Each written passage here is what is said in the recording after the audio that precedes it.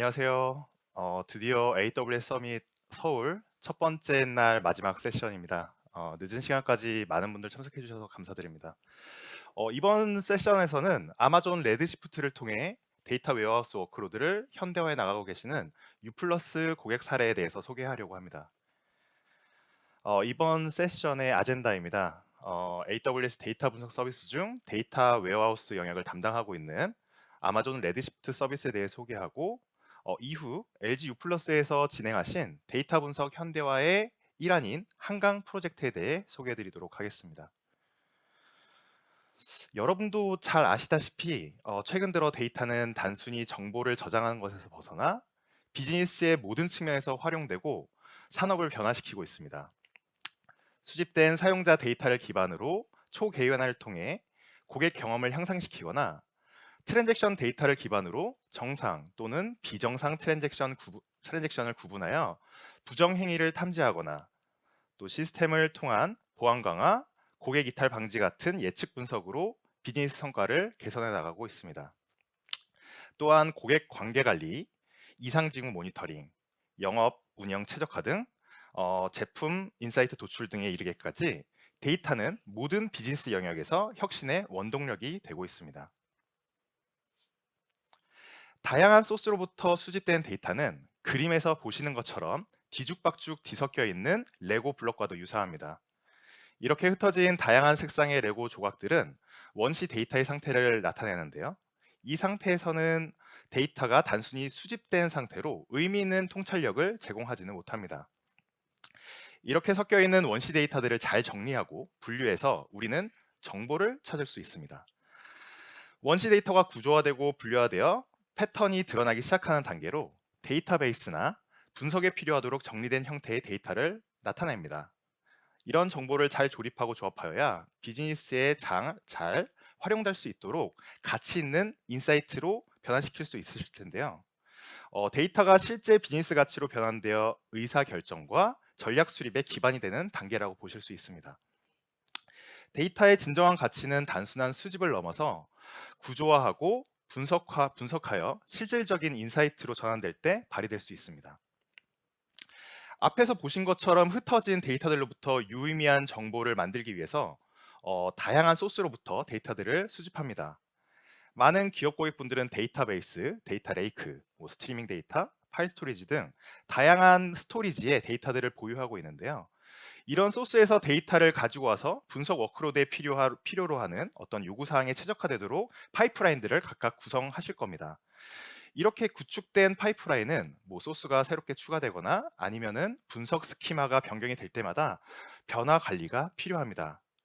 또 분석의 목적, 용도가 달라지면 동일한 소스에서도 추가적인 변경 작업이 일어날 수 있습니다.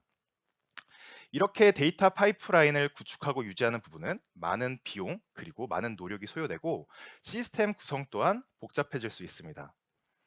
또 관리 안 된 데이터 파이프라인을 통해서 데이터의 불안정성과 일관성 부족으로 인한 잘못된 인사이트도 도출될 수도 있습니다. 그러면은 이러한 문제점들을 해결하기 위해서는 보다 효율적이고 통합된 방식이 어떤 게 있을까요? 앞에서 말씀드린 데이터 파이프라인의 운영 관리에 대한 어려움을 해결하기 위해서 AWS는 제로 ETL 기능을 발표하였습니다.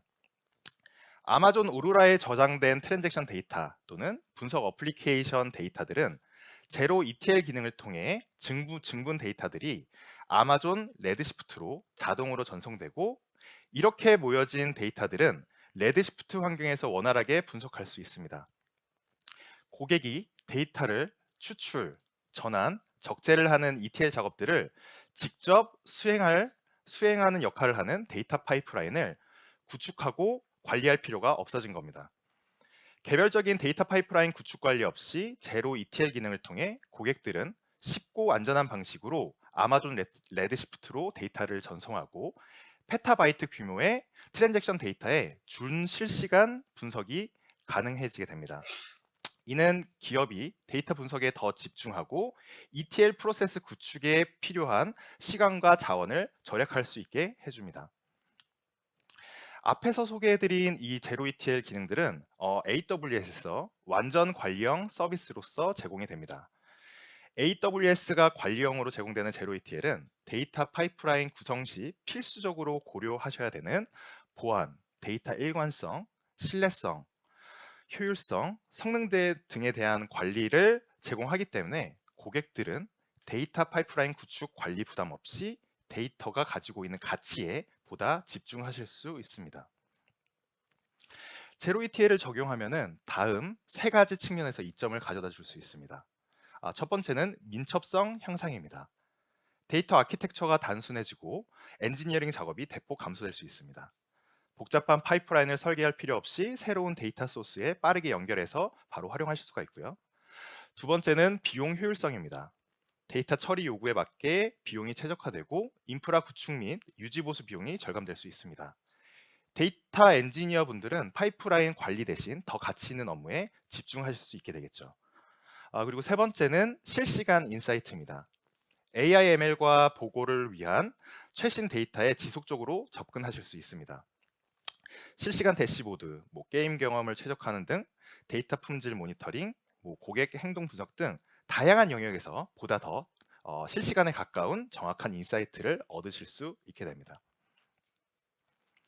아마존 레드시프트는 그 AWS 제공해드리는 많은 분석 서비스 중에서 최고의 가격 대비 성능을 갖춘 클라우드 데이터 웨어하우스입니다. 그래서 청중들도 아시다시피 데이터 웨어하우스는 여러 소스에서 가져온 구조화된 데이터와 반구조화된 데이터들을 분석하고 보고하는 데 사용되는데요.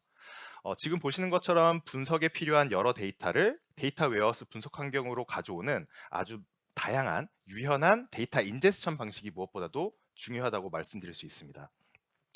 보시면은 아마존 레드시프트 같은 경우에는 S3의 오토카피 그리고 스트리밍 인제스션이라는 기능을 제공하는 건데요.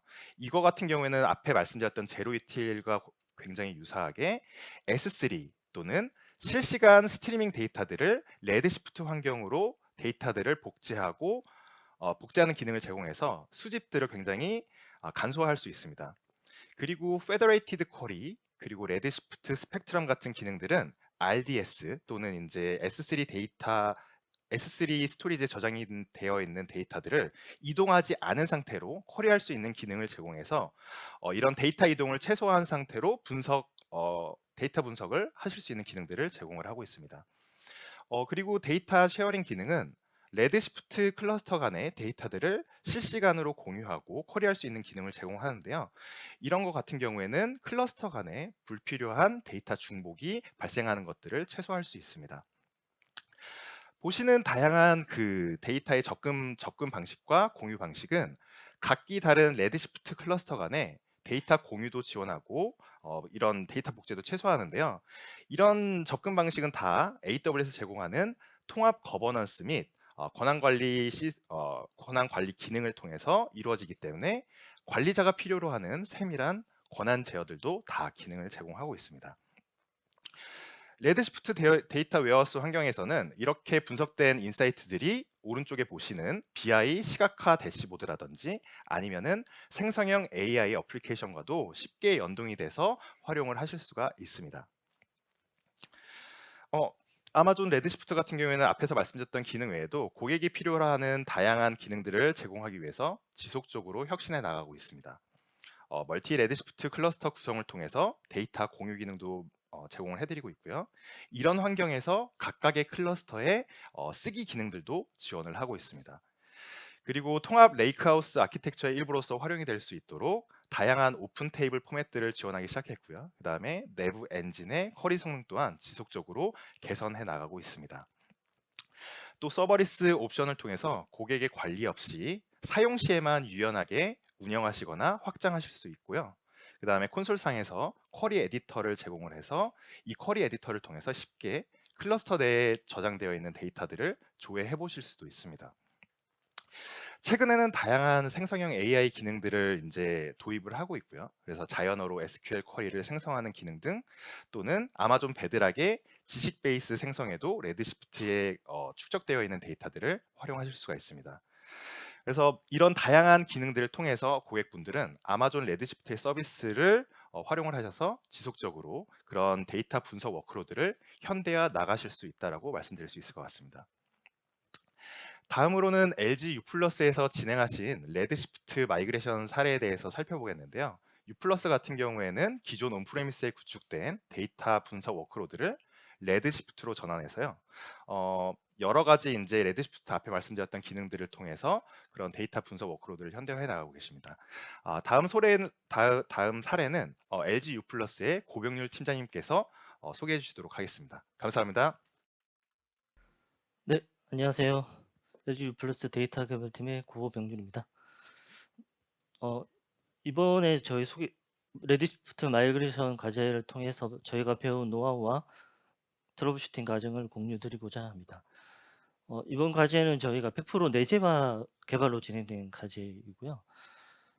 DBA와 데이터 엔지니어로 구성된 저희 데이터 개발팀과 그리고 내재화 데브옵스 팀, 그리고 PM 분들이 구성 PM팀, 그리고 기존 UCRM 운영하시는 팀 분들하고 다 여러 팀들이 협업이 잘 된 과제이고, 다시 한번 유관부서 분들에게 감사 인사를 드리겠습니다. 저희 마이그레이션 전환 배경을 말씀드리겠습니다. 저희 유플러스 고객 마케팅 캠페인 서비스가 온프레임에 있어가지고 저장 공간에 한계가 있었고 서비스 확장이 매우 어려웠습니다. 그리고 사용 중인 IBM의 DWDB도 이미 EOS가 되어서 기술 지원도 받지 못하게 되었고, 그리고 온프레임에 있다 보니까 탄력적인 인프라 확장도 불가하여 어, 마케팅 서비스 트래픽이 몰리는 월말 월초에는 시스템이 느려지고 커리도 느려져서 서비스가 지연되고 좀 마케팅 하시는 분들이 불만이 많은 상황이었습니다. 이번 마이그레이션 과제명은 저희는 이제 한강이라고 지었는데요. 왜 한강이냐 하면 저희 LG U+ 내에 있는 여러 데이터들이 많이 있습니다. 그 데이터들이 한강으로 다 모여서 더 좋은 서비스를 만들고자 하는 의미로 저희가 브레인스토밍해서 만들었고요. 참고로 한강 작가님이 노벨상 받기 전에 지은 이름입니다. 네. 네. 그래서 저희가 그리고 저희가 마이그레이션 대상 DB는 고객 마케팅 캠페인 DB입니다. 기존에 타겟 DB로 타겟 DB로 IBM의 PDA라는 DB를 쓰고 있었는데요. IBM이 처음에 네티자를 인수하고 나서 PDA라는 이름으로 그 서비스를 출시했다가 최근에는 이제 다시 네티자 퍼포먼스 서버라는 이름으로 서비스 되고 있는 DB입니다. 근데 이제 이미 PDA DB는 EOS가 돼서 저희가 기술 지원을 받지 못하는 상황이었고, 그리고 온프레임에 있으니까 확장도 불가능한 상황이어서 빠르게 마이그레이션이 필요한 상황이었습니다. 그 주변 시스템, CMS 시스템, 캠페인 관리 시스템들도 다 바꾸면 좋겠지만 솔루션을 쓰고 있어서 그렇게까지는 힘들고 수정이 불가능해서 저희는 일단 PDA DB만 빠르게 교체를 마이그레이션 진행하게 되었습니다. 마이그레이션 대상 DB를 선정하는데 고민이 많았습니다. 마이그레이션 대상 기존 AJ와 호환성도 좋아야 되고 구조도 비슷해야지 이제 운영상 문제가 없고 성능도 좋아야 되고 여러 가지 고려를 했는데, 저희가 처음에 이제 제가 개보도를 봤을 때 저기는 레지시프트하고 네티저가 형태처럼 붙어 있었어요. 거의 포스트그레스 기반의 으로 발전된 DB라고 볼 수 있습니다. 여러분들이 이제 오해하시는, 이걸 보다 보면 오해하는 부분도 있는데, 오라클하고 포스트그레스가 커리 호환이 많이 좋은데 계통이 많이 다르거든요. 실제로 오라클은 이제 언두 영역이 별도로 있어서 있는데, 이제 포스트그레스는 언두 영역이 별도로 없고 데이터 영역의 이전 이미지와 데이터를 같이 저장하죠. 그래서 백큐밍이 꼭 일어나야 필수이고 성능상 백큐밍이 되게 중요합니다. 이 포스트그레스와 네티자도 레디스프트와 에티자도 포스트그레스 기반이고 레디스프트도 저희가 실제로 운영을 해 보니까 베큐밍이 일어나고 베큐밍 관리가 매우 중요했었습니다. 마이그레이션 시에 이제 네티자와 레디시프트도 커리 호환도 굉장히 잘 돼서 일부 날짜 함수 몇 개를 제외하고는 거의 다 대부분 호환이 되었습니다. 이기종 DB 간의 스키마 변화는 저희가 AWS의 SCT라는 툴을 사용했습니다. 90%는 자동 변환을 잘 해 주었고요. 한 10% 정도는 이제 DBA가 수동으로 작업을 해야 했습니다. SCT가 데이터베이스의 그 피처 갭은 변환하지 못하는데 그거는 이제 수동 작업이 필요합니다. 그리고 초기 적재랑 이제 데일리 배치는 저희가 에어플로우 기반의 데이터 파이프라인으로 개발한 저희 온하우스로 개발한 그걸 사용했고요. 저때 이제 저희가 초기 적재에서 중요하게 생각했던 게 이제 성능인데 그 DWDB는 그 건별 인서트랑 업데이트가 매우 느립니다. 그래서 무조건 벌크 단위의 카피랑 머지 명령을 활용해서 그것도 패러렐로 쓸 수 있게 저 벌크 카피한 머지 명령을 활용했었고요. 그리고 파티션 테이블도 패러렐로 적재를 진행했습니다. 저희가 그 변환한 설치형 SST 말고도 DMS에서 이제 사용하면 온라인으로 스키마 변환이 가능한데요. 이제 최근에는 이제 AI 기능이 도입되면서 저희가 아까 10% 변환 못했던 데이터베이스 피처 갭도 이제 변환을 이제 해 주는 걸로 알고 있고 아직 서울 이전에는 뭐 곧 출시가 된다고 하는데 저희는 출시되면 써 보려고 합니다. 그래서 쿼리 변환도 이제 어느 정도는 해 줘서 마이그레이션에 많은 도움이 될 것 같습니다. 다음은 저희가 온하우스로 개발한 에어플로우 기반의 데이터 파이프라인인데요. 데이터 파이프라인의 가장 중요한 부분이 저희는 한 3가지 정도 생각하고 설계했는데 뭘까요? 네, 제가 뭐 드릴 선물은 없습니다만, 네, 네, 제가 제일 중요하게 생각한 게 3가지인데 첫 번째는 물론 성능이 중요하고요. 근데 두 번째 데이터니까 데이터 정합성이 매우 중요합니다. 그리고 세 번째 중요한 건 이것도 되게 중요한데요. 저는 데이터 엔지니어들의 워라밸이 되게 중요하다고 생각했습니다. 그래서 저희는 무조건 이 데이터 파이프라인이 아키텍처가 간단하고 그리고 무조건 부분 처리가 가능해야 됩니다. 부분 처리가 가능해야 자동 제시도가 가능하고 그리고 확장성을 있게 다시 확장성을 넓힐 수 있고 성능도 넓힐 수 있기 때문입니다. 기존에는 이제 온프림의 FTP로 파일들을 받아서 360개 이상의 배치들이 돌아서 이제 DB에 적재하는 방식이었다면 저희는 이제 데이터 레이크로부터 S3로 파일을 받고 이 S3를 받은 파일들이 끝날 실제 핀 파일도 같이 받아요. 그래서 핀C 의미로 핀 파일을 받으면 저희가 AWS에 람다가 동작을 하고 이 람다가 에어플로우에 있는 저희 메인 트리거 대거가 이제 테이블 특성별로 그 적재를 하게 되어 있습니다. 이 부분 여기서 이제 저희가 부분화와 간소화 부분화를 잘 했기 때문에 저희가 그동안 운영하면서 트러블이 많이 없었습니다. 이 부분은 저희가 그 데이터 엔지니어가 가장 힘들어하는 부분이 이제 ETL 파이프라인에서 중간에 오류가 발생하면 이제 데이터 처리가 중단되고 데이터가 누락되거나 이제 잘못 처리될 수가 있는데요. 자동 제시 시작이 중요한 이유는 이제 예기치 못한 오류나 문제점으로부터 이제 자동으로 처리하고 중단 없이 데이터 파이프라인이 이어갈 수 있어서 데이터 엔지니어들의 이제 워라밸이 이제 보장될 수 있습니다. 이 부분이 그래서 저희가 되게 중요하게 생각했던 부분입니다. 그리고 저희가 아무리 훌륭한 DBMS라도 공짜로 얻는 성능, 훌륭한 성능은 없습니다. 그래서 저희가 성능 최적화를 하기 위해서 노력했던 부분인데요. 첫 번째는 DB에 적재하는 부분은 그 카피랑 머지 명령을 활용을 했는데요. 이 중에서 카피는 포스트그레스에서도 가장 훌륭한 무기인데 벌크 단위로 적재하는데 굉장히 빠르게 적재를 시켜줍니다.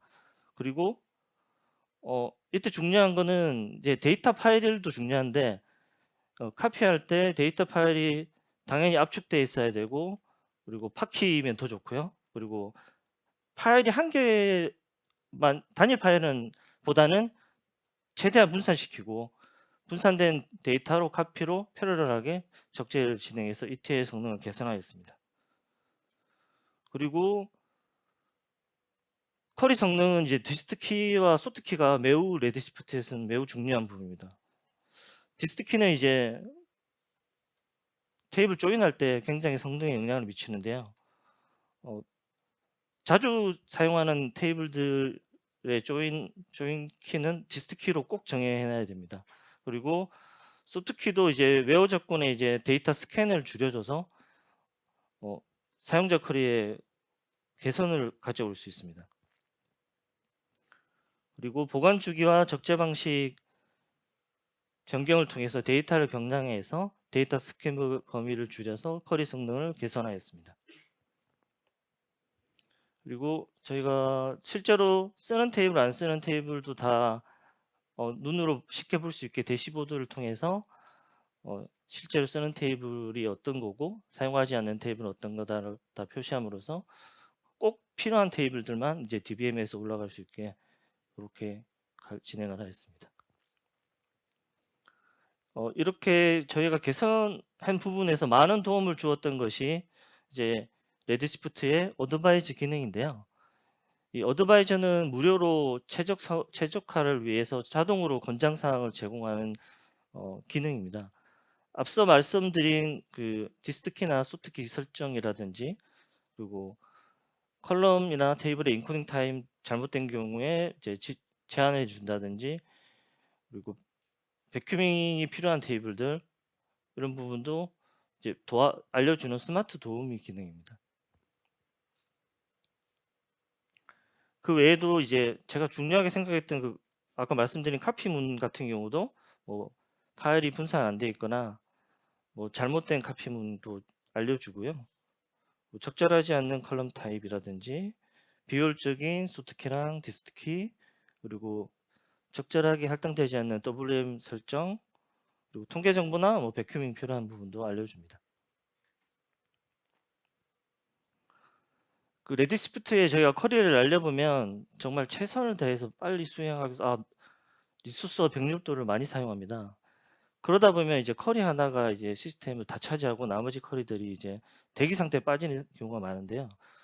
그래서 이 공유되는 리소스를 효율적으로 쓰기 위해서는 이 WM 설정이 꼭 필요합니다.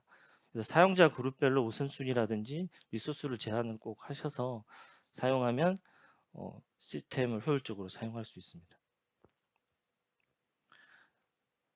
네, 다음은 저희 마이그레이션 성과를 잠시 말씀드리겠습니다. 온프리미에서 클라우드로 감에 따라서 이제 저희는 이제 48테라 이상의 저장 공간을 이제 해방이 되었고, 데이터 적재는 저희가 벌크 단위의 카피나 멀지 명령으로 3배 정도가 속도 향상이 됐었고요. 사용자 쿼리는 유니카이스는 계산해서 한 10배 정도? 굉장히 드라마틱하게 개선이 되었습니다. 그리고 저 비용도 처음엔 저희가 어느 정도 많이 나올 거라 예상을 했는데, 저희가 이제 RI도 걸고 마이그레이션 어시스트 프로그램도 적용하고, 그리고 최근에 이제 저희가 AI옵스도 적용했는데, 그 적용한 부분은 좀 이따가 이제 저희 팀의 김영님이 설명해 주실 겁니다. 그 세 가지를 적용했더니 비용이 한 57% 저희가 예상 비용 정도 줄었습니다. 그리고 자동화 관제를 통해서 저희가 편리한 운영을 하였는데, 이렇게 할 수 있었던 거는 저희가 데이터 파이프라인을 간소화하고 부분 처리가 가능하게 해서 자동으로 재시작할 수 있고 감지도 알람도 되고 이렇게 해서 가능했었습니다.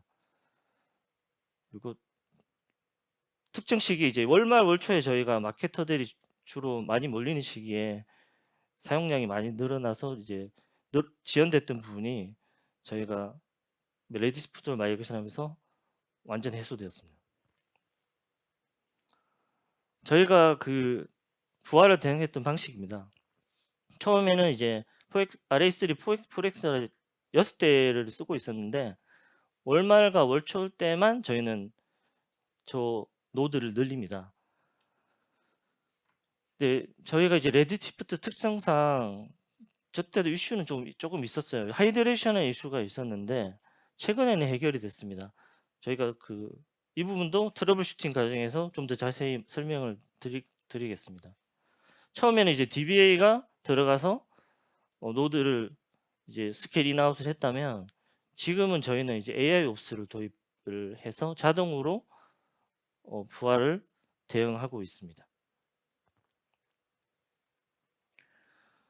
저희가 그래서 레디스포트를 오픈하고 나서 이제 설문조사를 하였는데요. 만족도가 마케터분들 86%가 만족한다고 설문을 하셨습니다.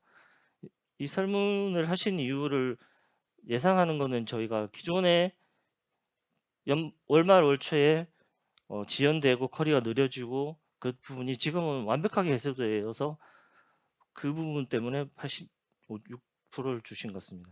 그리고 비용도 기존 대비 예상 대비 많이 줄어 가지고 좀 남아 가지고 막 다른 쪽에다 예산을 주는 상황이고 그런 상황이거든요.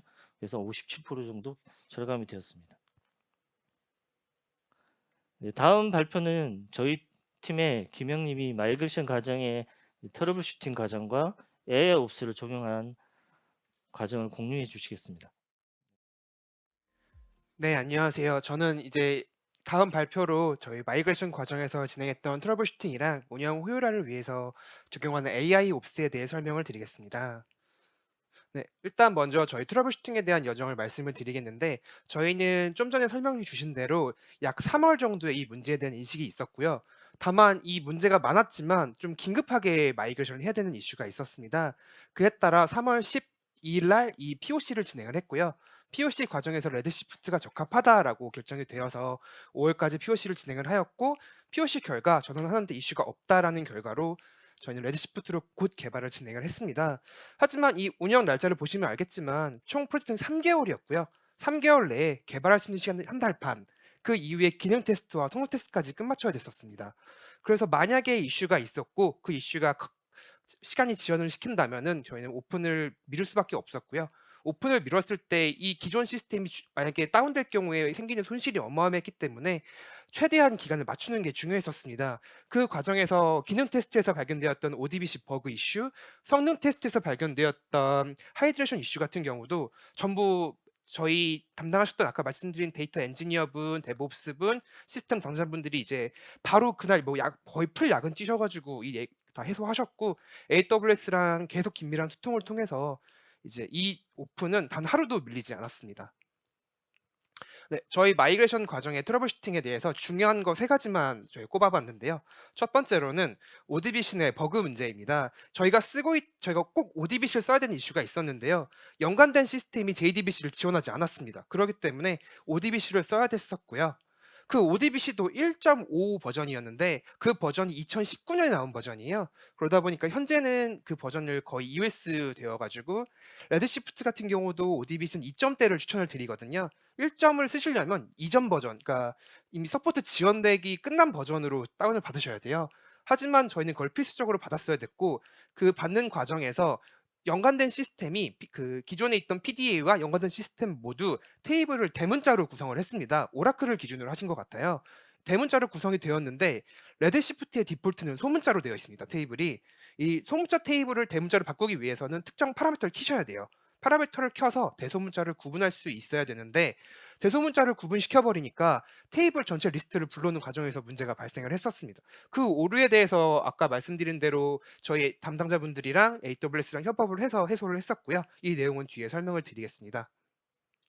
두 번째는 DML 성능 문제인데요. 이게 DW다 보니까 저희가 초기 적재 때 원래는 기존처럼 한 건씩 적재를 혹은 100건씩 이렇게 만들었었는데 한 커밋당 6초 정도가 걸리더라고요. 이제 3,000건 넣었는데 18,000초 걸렸어요. 그러다 보니 저희 데이터가 하루에 380개 테이블이 들어오고요. 한 테이블이 1억, 2억 이 정도 되거든요. 그 데이터를 도저히 이 건 단위로는 할 수가 없더라고요. 그러다 보니 단순 적재 같은 경우는 병렬도를 이용하여서 S3에서 카피를 이용하는 방식으로 변경을 하였고요. 인서트와 업데이트가 동시에 일어나는 업설트 작업 같은 경우에는 기존의 인서트와 업서트를 각각 했다면 머지문을 적극 활용하여서 단 한 번의 작업을 통해서 진행되도록 하였습니다.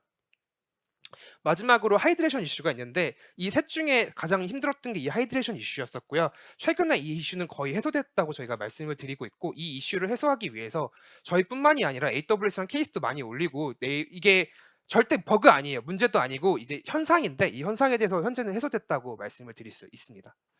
네. 하이드레이션 이슈에 대해서 설명을 드리겠습니다. 하이드레이션은 이 DW 같은 경우는 이 데이터가 레드시프트의 RMS라는 곳에 데이터가 보관이 되는데요. 이 데이터를 각 노드의 SSD로 올리는 작업이 필요합니다. 컴퓨터도 D 드라이브보다는 SSD는 C 드라이브가 빠르듯이 이 DW 같은 경우도 데이터를 이 SSD 넣는 게 빠른데 그렇기 때문에 만약에 인스턴스를 변경하시게 되면 새 기기가 뜨는 거니까 그 새 노드나 인스턴스에 데이터를 올려주는 작업이 필요합니다. 이거를 이 현상이 발생한 조건은 저희가 테스트를 해봤을 때는 스케일 인, 스케일 아웃, 업, 다운 모든 상황에서 발생을 했었고요. 물론 성능이 좋아지면 이 하이드레이션이 빨리 진행이 됐었고 성능이 나빠지게 되면 더 오래 지속이 됐었습니다.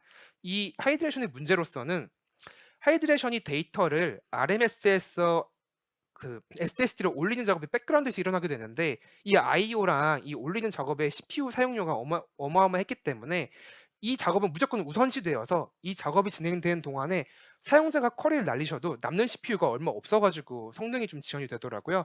저희가 심한 경우는 5배까지 지연이 좀 있었어요. 이러다 보니 이 이슈에 대해서 해소가 좀 필요한 상황이었고 성능 테스트 과정에서 발견이 되었습니다. 왜냐하면 스케일 인아웃 이런 것들은 사실 잦은 이슈가 아니기 때문에 저희처럼 월말에 늘려야 되는 상황이 아니면 막기 어려우실 상황이었을 거예요. 이 하이드레이션 이슈를 해소하기 위해서 저희가 이렇게 총 크게 네 가지 방식을 취했었고요. 첫 번째로는 데이터를 줄이는 게 중요합니다.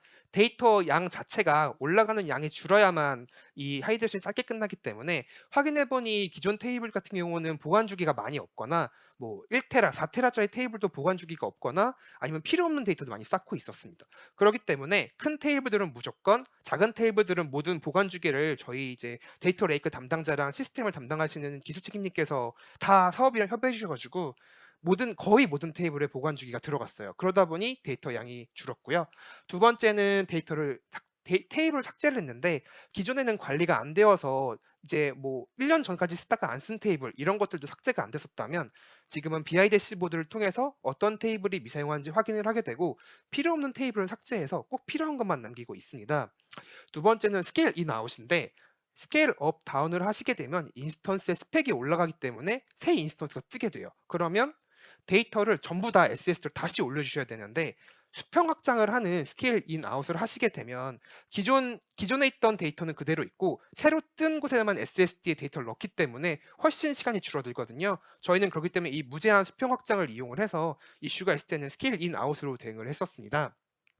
세 번째는 디스트키랑 솔트키인데 이게 계속 나오는 용어일 거고 만약 누가 레드시프트에서 제일 중요한 게 뭐냐, 어떤 걸 챙겨야 되냐라고 하시면 이 소트키랑 디스트키를 말씀을 드릴 거예요. 디스트키는 기존 RDS의 PK급으로 중요한 건데 디스트키가 분산키라서 이 분산 내용대로 저장이 되기 때문에 골고루 노드들의 분산이 되어야만 빠르게 조회를 하실 수 있고 또한 만약에 이 레드시프트에서 조인을 하셨을 때 이 조인키로 디스트키를 쓰시게 되면 더 확실히 좋은 성능을 보이게 되거든요. 그리고 소트키는 데이터를 어떻게 정렬하고 저장할 것인가로서 웨어 조건에 이 소트키가 있으면 훨씬 더 빠른 성능을 보이게 됩니다. 왜냐하면 그 부분만 찾기 때문이죠. 이 디스트키랑 소트키가 처음에는 오토로 생성을 했었어요. 저희도 다 모르기 때문에. 그리고 아까 말씀드린 어드바이저의 기능과 테이블을 전부 다 분석하여서 최적의 디스키랑 투스키를 변경을 하였고 이로 인해 데이터 분산 구조가 변경이 되었어요. 분산이 변경되다 보니까 데이터를 SSD로 올리는 과정이 빠르게 되었습니다. 마지막으로는 컴프레이션인데 이게 RDB랑은 조금 개념이 다를 거예요. DW는 워낙 데이터가 크기 때문에 각 컬럼을 압축해서 보관을 합니다. 이 압축하는 과정에서 이제 기본적으로 권장하는 컴프레이션이 있다 그러면 일단 그걸 생성을 먼저 했고요. 그리고 저 어드바이저의 도움을 받아서 기존에 저희가 정의한 컬럼이 아닌 데이터 기반으로 컴프레이션을 새로 만들었습니다. 새로 압축을 하다 보니까 데이터 양이 줄었고요. 데이터 양이 줄면 데이터 이동이 줄기 때문에 IO가 줄었습니다. 이렇게 하이드레이션을 위한 노력을 했었고 하이드레이션 이 노력으로 인한 변화가 있었는데요.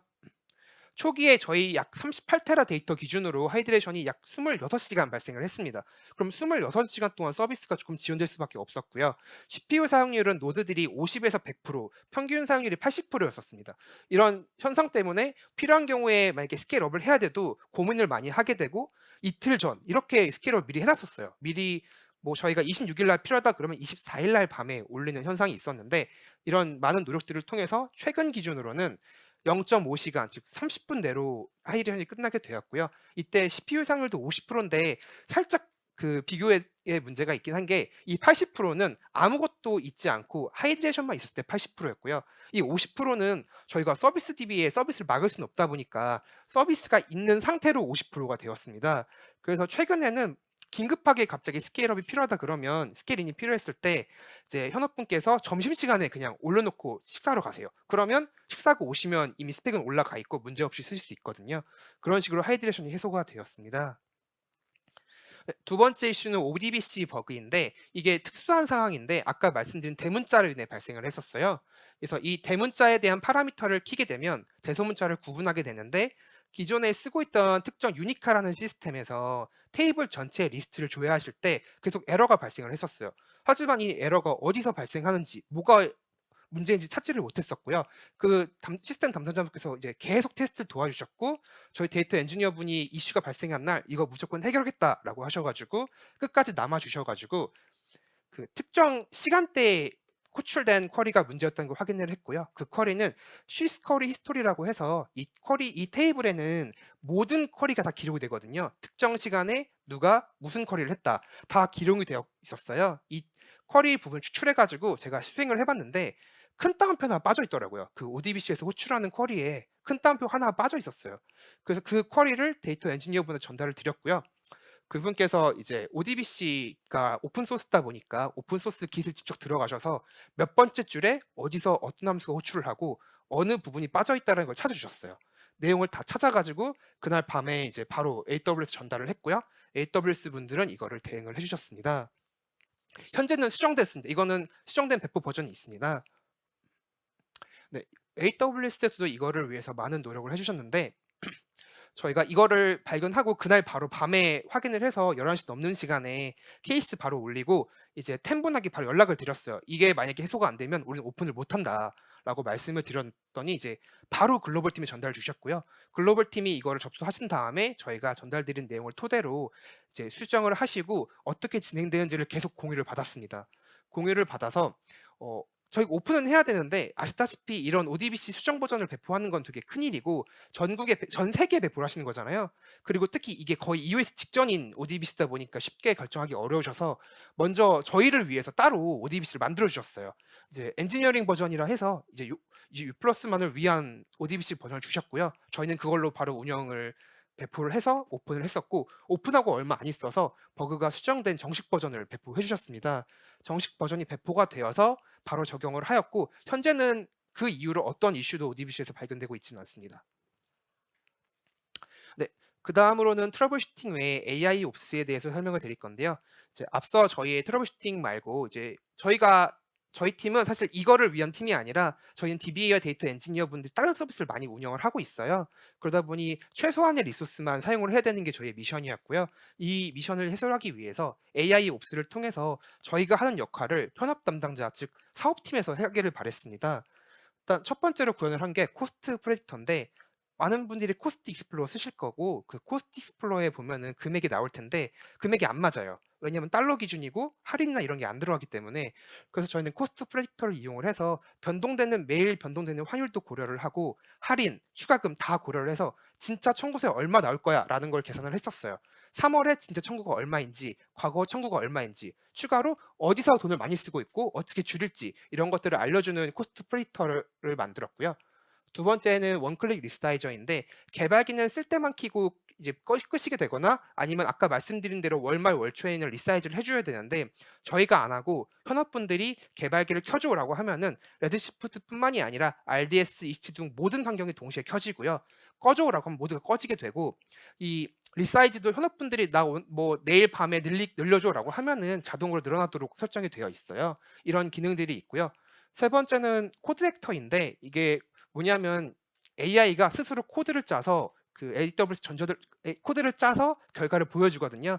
저희가 구한 두 가지 기능 외에 만약에 추가로 요청을 하게 됐을 때 저희가 언제까지 개발할 수 없기 때문에 AI가 스스로 코드를 짭니다. 코드를 짜서 나온 결과를 사용자한테 리턴함으로써 이제 더 확장성이 좋게 만들었습니다.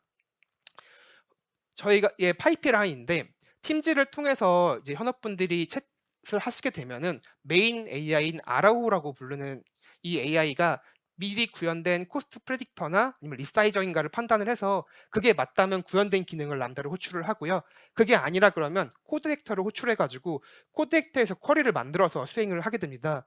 이런 방식을 통해서 현재 운영 리소스는 거의 들어가지 않도록 구현을 하였습니다.